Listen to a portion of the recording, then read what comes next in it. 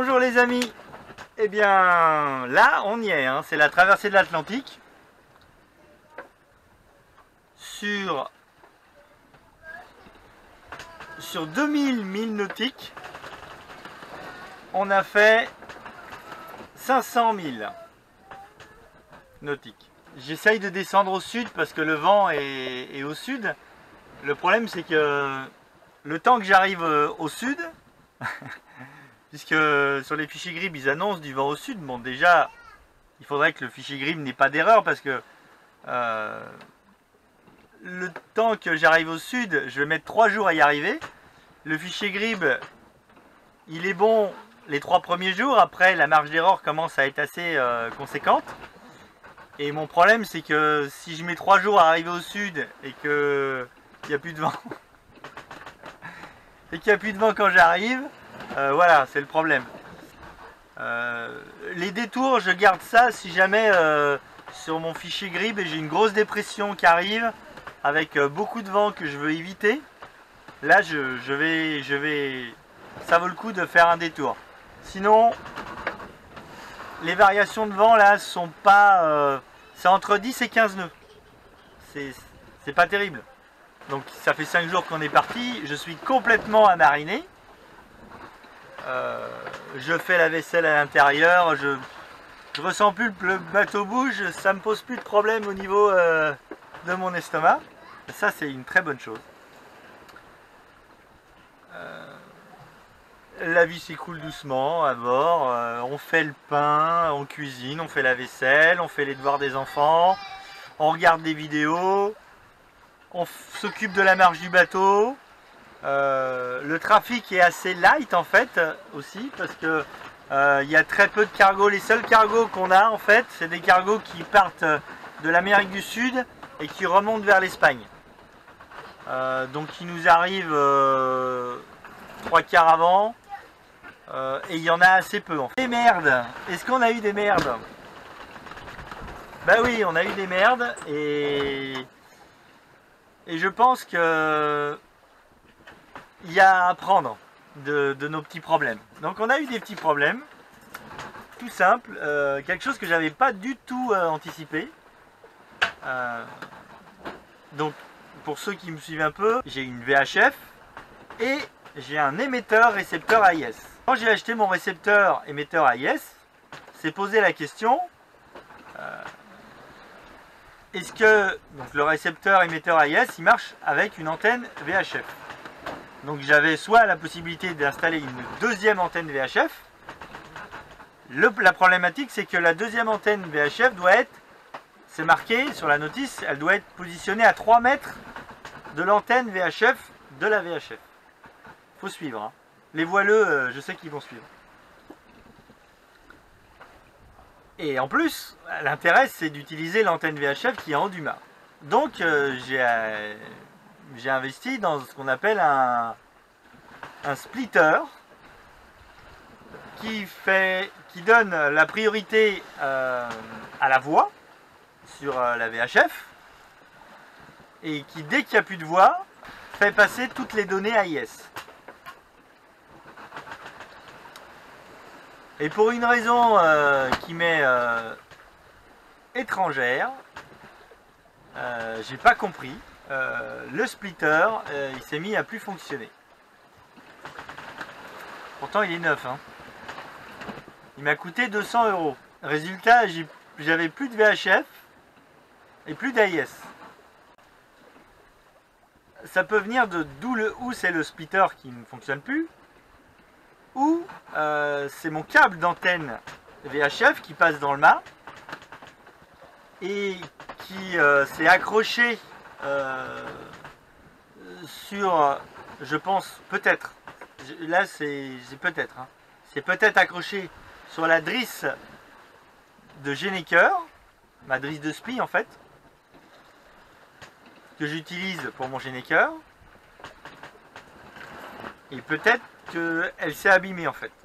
Donc je sais pas si c'est le splitter qui fonctionne plus ou si c'est l'antenne qui s'est mis à la masse ou qui ne fonctionne plus. Donc j'ai bricolé, j'ai essayé plein de positions, j'ai bricolé quelque chose pour pouvoir utiliser l'antenne VHF avec mon AIS. Et donc j'ai débranché ma VHF. Donc j'utilise la VHF portable pour faire une veille sur le 16. C'est pas terrible. J'avais le choix en fait de garder juste la VHF et de ne plus avoir d'AIS, ou de garder l'AIS récepteur, émetteur-récepteur avec l'antenne, et d'utiliser la VHF portable. J'ai choisi d'utiliser la VHF portable. Techniquement, les pros vont me dire que j'aurais dû garder la VHF fixe et faire sans AIS.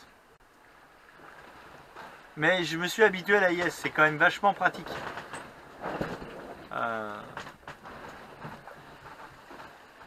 Donc, moi j'ai préféré garder l'AIS en fonctionnement.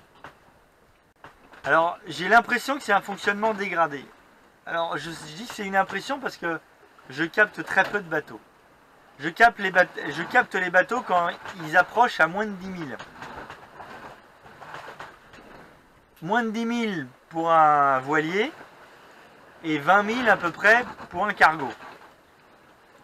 Je suis assez étonné parce que d'habitude les cargos je les capte vraiment très loin et les voiliers ça dépend. Je me demande si... c'est pour ça que je dis j'ai peut-être un problème avec mon antenne. De toute façon là on va aller direction, on va faire une escale à la Barbade. Et à la Barbade j'essaierai de trouver un moyen de réparer en fait, ou en achetant un autre splitter, ou en posant une autre antenne VHF. Donc qu'est-ce que ça m'a appris en fait ce problème? Ça m'a appris qu'il aurait été très très simple et peu onéreux sur mon portique à l'arrière ici d'installer une petite antenne VHF. Si sur mon portique j'avais installé une petite antenne VHF de secours, ça m'aurait coûté allez, entre 50 et 100 euros. J'aurais laissé juste le câble en attente si j'avais besoin. Et en cas de problème avec l'antenne du haut du mât, j'aurais pu utiliser celle-là. Très simple. Ça m'aurait permis de voir comment je captais avec. De cette manière, j'aurais pu éliminer peut-être le problème de l'antenne de mât, ou pas. Et j'aurais pu également garder mon antenne fixe et mon AIS, puisque à ce moment-là, ils auraient été sur deux antennes VHF différentes. Je pense que le splitter, c'est pas une mauvaise solution parce que ça permet d'utiliser l'antenne qui est en haut de mât. Donc ça, c'est important. Pouvoir utiliser l'antenne qui est en haut de mât, il y a quand même un gain à avoir une antenne placée à 13 mètres de haut par rapport à une antenne placée à 3 mètres de haut. Par contre, en cas de pépin sur une VHF de haut de mât, je trouve ça quand même très intéressant et je m'en veux de ne pas y avoir pensé. C'est marqué dans tous les bouquins. Hein. C'est quand même très intéressant d'avoir une petite antenne sur le portique arrière de dépannage. Bon, on apprend de ses erreurs. Hein. C'est pas très très grave puisque j'ai réussi à bricoler un truc pour avoir l'antenne, pour capter quelque chose avec l'AIS. Même si j'avais plus d'AIS, c'est pas dramatique. Mais c'est vrai que c'est quand même plus cool de pouvoir voir les cargos, de savoir que les cargos vous voient. En fait, j'adore naviguer de nuit. Alors, naviguer de nuit, c'est un peu space parce que il faut arriver à faire abstraction du fait que le bateau fonce dans le noir. Parce que, évidemment, s'il y avait, imaginons, un autre bateau qui n'a pas d'AIS, qui n'est pas éclairé, ou tout simplement un obstacle sur la route, qui ne soit pas dans les cartes, eh ben, on foncerait dedans. J'ai pas de moyen de le voir. À part avec le radar, mais le radar, un bateau en fibre, il le détecterait pas forcément. Si un bateau, une épave d'un voilier qui a perdu son mât et qui flotterait à la surface, c'est pas dit que le radar le détecte. Donc il faut quand même faire abstraction du fait qu'on fonce dans le noir. Maintenant, avec la lune, on voit quand même un petit peu.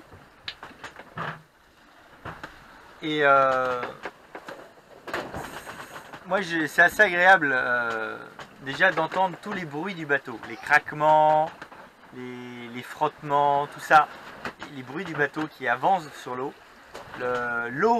L'écoulement de l'eau sur la coque. C'est une sensation sympa quand on va s'endormir, qu'on écoute, qu'on ferme les yeux et qu'on entend tout ça. Et là, moi, j'ai trouvé un petit truc en plus. C'est que je pose la main sur le vaigrage de la coque, dans la cabine. Et par vibration, je sens toutes les petites vibrations du bateau. De l'écoulement sur la coque, au taquet qui va frotter à l'arrière, à la drisse de génois qui va venir lécher le pont, enfin tout ça, voilà. Et ben rien qu'en mettant la main, on sent toutes les vibrations de la coque et c'est comme si on arrivait à déterminer à distance où est-ce que chaque vibration et on peut associer les vibrations sur la coque à des bruits. C'est marrant de se dire ah ça doit être telle poulie qui grince sous l'effet de la tension de la drisse qui passe dedans. Ça c'est la voile ça c'est une vague, voilà. Enfin, moi je trouve ça super sympa. Il y en a qui trouveraient ça sûrement angoissant. Moi j'aime bien. Ça fait vraiment l'impression de faire corps avec le bateau.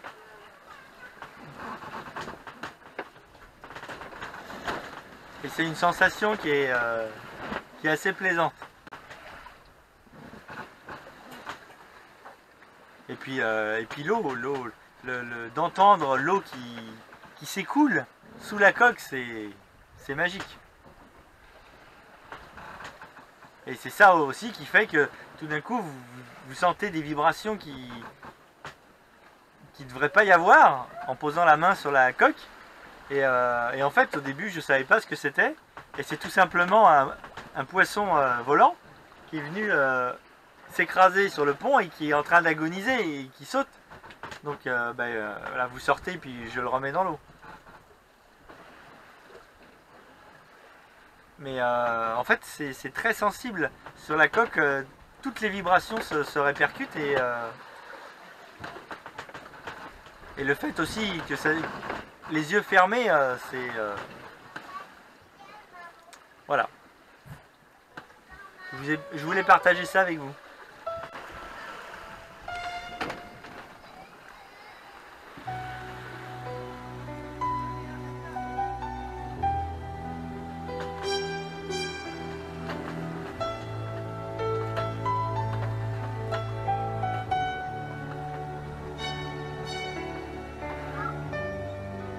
Eh oui, on est au milieu de l'Atlantique. Ça va, c'est cool hein, comme condition météo. Hein.